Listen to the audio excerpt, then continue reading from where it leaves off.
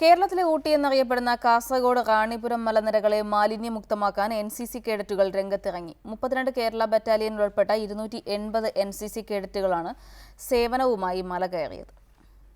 സമുദ്രനിരപ്പിൽ നിന്നും 3500ഓളം അടി ഉയരത്തിലുള്ള റാണിപുരം മലനിരകൾ സഞ്ചാരികൾക്കെന്നും സാഹസികവും കൗതുകവും പകരുന്നതാണ്. ജൈവ വൈവിധ്യങ്ങളുടെ കലവറ കൂടിയായ മലനിരകളിലേക്ക് നിബിഡ വനത്തിലൂടെ കാൽനടയായി വേണം യാത്ര ചെയ്യാൻ. കാലാവസ്ഥ തന്നെയാണ് ഇവിടേക്ക് സഞ്ചാരികളെ ആകർഷിക്കുന്ന പ്രധാന ഘടകം. ഇക്കോ ടൂറിസത്തിനും ഏറെ സാധ്യതയുള്ള പ്രദേശം കൂടിയാണ് ഇത്. വിനോദസഞ്ചാര വകുപ്പിന്റെ കീഴിലുള്ള പ്രദേശം ഇപ്പോൾ പ്ലാസ്റ്റിക് മാലിന്യങ്ങളാലും മറ്റും നിറഞ്ഞിരിക്കുകയാണ്. ഈ സാഹചര്യത്തിലാണ് വിവിധ കോളേജുകളിലെ NCC കാഡറ്റുകൾ റാണിപുരം മലനിരകളെ മാലിന്യ വിമുക്തമാക്കാൻ രംഗത്ത് വന്നത്. ഇവിടെ വന്നിട്ട് കുട്ടികൾക്ക് നല്ലൊരു കാഴ്ച കാണാൻ പറ്റി, അതായത് നല്ലോണം അറിയാൻ പറ്റി, പ്രകൃതിയെ പറ്റി നല്ലോണം അറിയാൻ പറ്റി.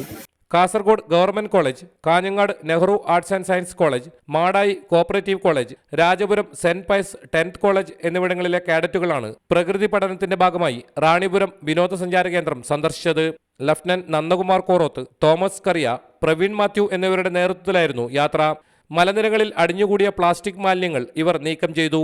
ജൈവ വൈവിധ്യങ്ങൾ നിറഞ്ഞ റാണിപുരത്തെ കോടമഞ്ഞും ആനക്കൂട്ടങ്ങളും പ്രകൃതി സൗന്ദര്യവും ആസ്വദിച്ചാണ് ഇവർ മലയിറങ്ങിയത്.